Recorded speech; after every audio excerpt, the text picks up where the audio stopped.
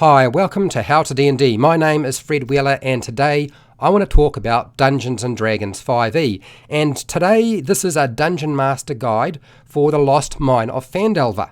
And for those of you who are players, if you are playing in this adventure, this is the wrong video for you because I'm going to be talking about stuff that has spoilers in it. So I suggest that you go and watch a different video, and when you've played through the Lost Mine of Phandelver, you can come back. I know your Dungeon Master would not be happy if you were hanging out and basically sort of checking out all the information they might want to know before they actually start playing. So don't spoil anything, just go and watch a different video. Okay, for Dungeon Masters who are new, I'm going to essentially present you with what I would do in my first session and how I would break it down.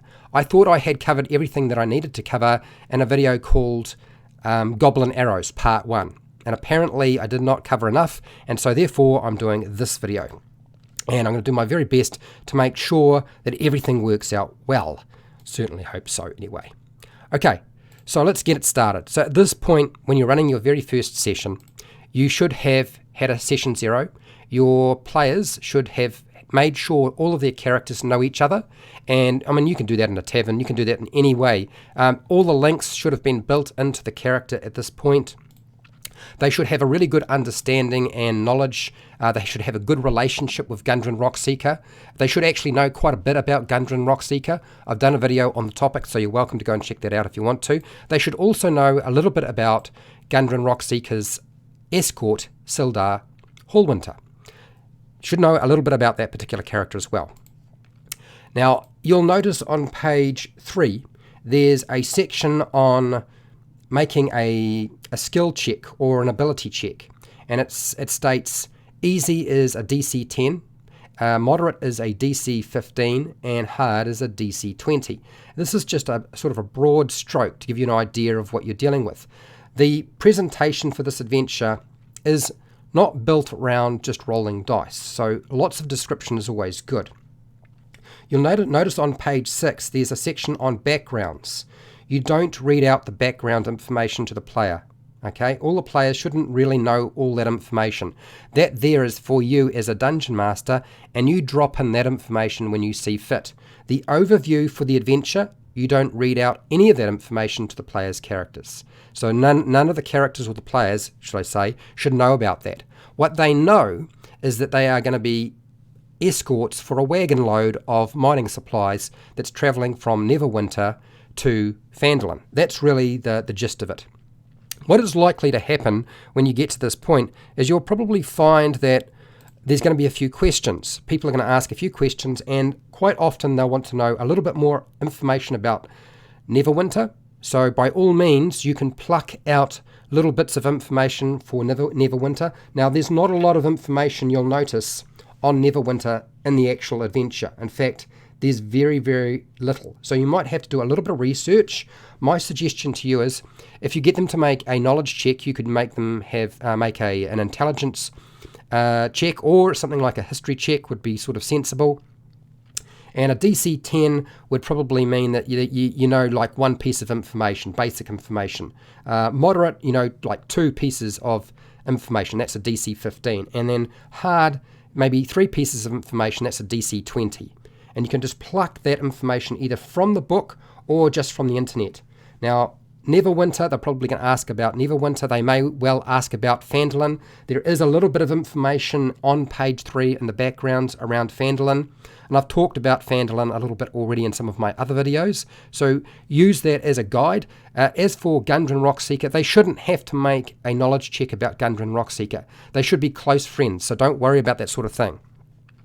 As for Sildar Hallwinter, certainly they should have a reasonable relationship. It won't be a particularly long relationship with Sildar Hallwinter, so don't worry about that too much. Okay, so now we're moving on to where we actually have to start sort of reading off the page. Now, I know a lot of people, when they see box text, they say you should not read from the page. That's a bad thing. I'm going to say nonsense. It's perfectly fine. Read from the page. That's all right. And I recommend anybody who is going to be running the very first session of their adventure, make sure you have a look at the video that I did on Part 1 Goblin Arrows 2, because it's got some pretty good advice as well. Now, with that box text, you can paraphrase it. You can read it directly from the book. That's fine. That's on page 6. But I would suggest that you break it up into at least a couple of chunks. 2 chunks is good. Maybe even more chunks, divide it up.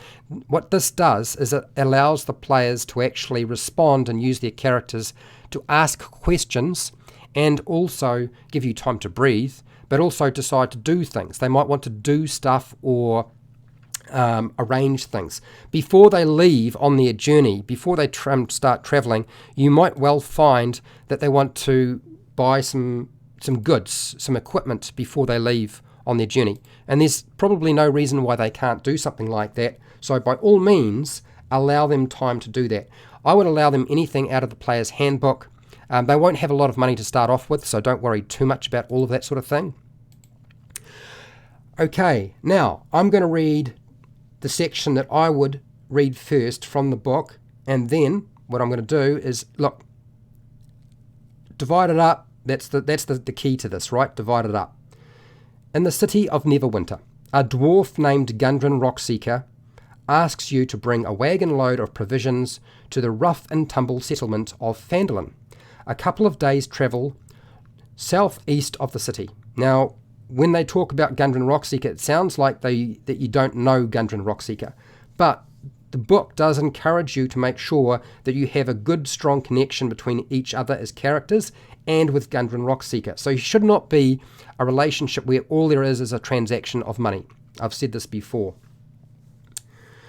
Gundren was clearly excited and more than a little secretive about his reasons for the trip, saying only that he and his brothers had found something big, that he'd pay 10 gold pieces each for escorting his supplies safely to Barthen's Provisions, a trading post in Phandelver. That's where I would stop before you start reading the next section, because the next section starts talking about what Gundren Rockseeker does. Allow the players an opportunity to have a discussion with him about how they should travel and when they should travel. Chances are they won't want Gundren Rockseeker to leave on his own, even if he takes Sildar Hallwinter with them. The two of them on the road, that sounds dangerous, right? They'll want Gundren Rockseeker and Sildar Hallwinter with them and the wagon, but the wagon's not ready yet. And they can ask about the wagon. There's information on page 6 that sort of states specifically the types of contents that you can find in the wagon. It's mostly food supplies and mining supplies, so such things as sacks of flour, several casks of salted pork, kegs of strong ale, shovels, picks, crowbars, stuff like that. All of that. Basically, the cargo's worth about 100 gold pieces, and that's stated on page 6. So if they ask you what is involved in the load, that's where that information is. It's being pulled by 2 oxen. It's very, very simple. Nice and simple. Okay, so then once they've had an opportunity to ask questions and sort of make some knowledge checks about Neverwinter, the location at Phandelver, and anything else, okay, use those DCs that I was talking about to build that in. Then read the next section. The following day, he then set out ahead of you on horse, along with a warrior escort named Sildar Hallwinter, claiming he needed to arrive early to take care of business. Now, the section there that I'm reading out is more about, okay, so the reason he's gone, you might have wanted him to stay, but he still leaves because you need him to jump ahead of the group for the adventure to play out the way that it's sort of been planned. Otherwise, it gets a bit complicated. So that's his rationale. He might have agreed to stay, but what he actually does is something else. Now, that will frustrate the players, certainly those who are veterans. Those who are new may live with that particular scenario. It's probably the weakest part of this adventure in terms of how it plays out. You've spent the last few days following the high road. So they're now on travelling the high road south from Neverwinter, and you've recently veered east along Tribor Trail. you've encountered no trouble so far, but you know that there can be trouble on the trail as you go. Bandits and outlaws have been known to lurk along the trail. So that's where we are. Make sure that when you are setting up the players for the situation which they're coming into a trap, that you discuss with them their marching order. It does actually state in a bullet point, what is their marching order? Where are they positioned? Are they on the wagon? Are they beside the wagon? Are they deciding to ride on the oxen? Did they bring their own horse? Are they riding a mule or something like that? You decide that, and then they're going to come across the first encounter, which is basically a bunch of dead horses. Now you can pluck maps for this from anywhere pretty much if you want to. There's something that you really want to play into. And this is where your next section comes up, okay? And you're riding in the wagon. Now, you've been on the tribal trail for about half a day. As you come around the bend, you spot 2 dead horses, sprawled about 50 feet ahead of you, blocking the path. Each has several black feathers or feathered arrows sticking out of it. The woods press close to the trail here, with a steep embankment and dense thickets on either side. Now, this is really an opportunity for the Dungeon Master to set an ambush. Ambushes are really bad when you're starting out at low level. They always cause all sorts of problems. Therefore, I totally understand if you do not want that sort of situation to arise, but that's really what the situation's working towards. It's working towards a combat, a battle between the group and the hidden goblins that are in the bushes. I've already done a video on that particular part. What I want to do instead is talk about some of the other aspects to the lead up to this, because it isn't actually very difficult to do. All you need to do is just read from the box text, break it into sections, give it a pause, and allow players an opportunity to respond. It's as simple as that. It's not hugely difficult. What I would say to you is when you're running your first session, and I've said this many times for lots of different Dungeon Masters, particularly ones who are new, you've got to do something to relax, okay? Your first session seems like a huge hurdle because you've never done it before. It was the same for me. It was the same for everybody else. So I don't care. If you need to have a beer or a wine or whatever, then that'll help you relax, great. If you need to listen to some music that will help you, then awesome, do that as well. My suggestion to you is find the thing that helps you relax. And I have just run the first part of your first session. That's exactly how it's going to pretty much look. You do not have to be as good as Matthew Mercer or Chris Perkins when you're running your first session. Okay? That's really not necessarily whatsoever. Don't worry about that sort of stuff. You do not have to talk in an accent. You do not need to go and start talking in a funny voice or change your voice in some way. What's going to likely happen is make sure you have a glass of water close by, because you're going to get dry real fast. You're going to wind up talking far too much like I am right now. And if you start doing odd voices with your voice box, you're going to strain it and you're going to wind up getting sore and tired really quickly. So don't do anything like that. It's really best to keep things completely simple. Otherwise, you'll wind up with a whole lot of headaches. Now, a lot of people will think, okay, so do I need to adjust the first encounter or the situation that they're coming into if I have more than, say, 4 players? Because it seems to be set up for 4 to 5 players. Do I need to change the structure of the monsters? No, don't. Don't do that.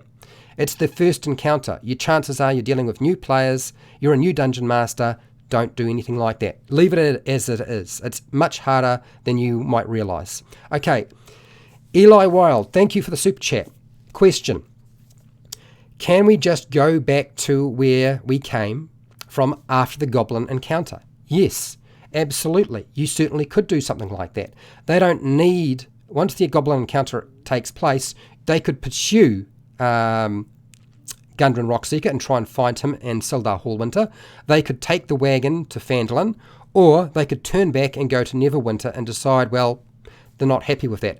That will really pretty much shut down your adventure, but certainly I wouldn't stop players from doing that.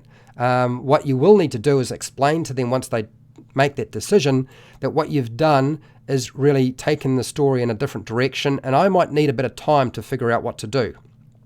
So if you need to call a break while you figure out what you're going to do next, then by all means do that. Now, I know a lot of people get worried about the Goblin Arrows encounter, the very first one. Look, don't roll with advantage with your goblins. They're going to be hidden. Don't roll with advantage. They can't see them. If you roll with advantage, it's going to play out really badly. I could do a session and show you how bad it would be, but I don't think it's really necessary. If you find that, no, I really want to play it as the rules are written, I want to use advantage when my goblins are hidden and can't be seen, because that seems like the most sensible thing to do, then by all means, do it. But just remember, when the party gets completely wiped out or destroyed, my suggestion to you is just let them play the same characters. Somebody comes along, picks up the bodies, takes them back. Could be the Lord's Alliance, and then brings them back to life, rather than have them make new characters. That would just really suck. As a player, I wouldn't really enjoy something like that, particularly if it's my very first game. And I've heard of many horror stories where the new players for the very first time are completely wiped out utterly in the very first encounter.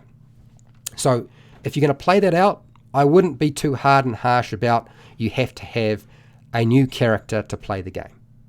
Okay, so I've covered pretty much all of the things that I really needed to cover for this particular session. I'm hoping that for most of you it was useful in some way.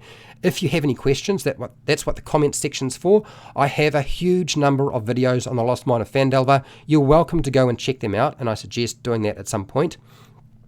I have a Patreon account which you can help support me making videos like this. I make probably quite a few, at least 2 videos on the Lost Mine of Phandelver every week, sometimes a little less, but there's quite a few of them. I do also have an affiliate link to the book depository and Amazon, where you buy stuff online and I get a small commission. That helps out as well. Now remember, share, like and subscribe, hit the bell button to be notified when I go live and when I publish new videos, and if you're really lucky, YouTube's notifications might actually work. And hey, till next time, keep rolling those 20s.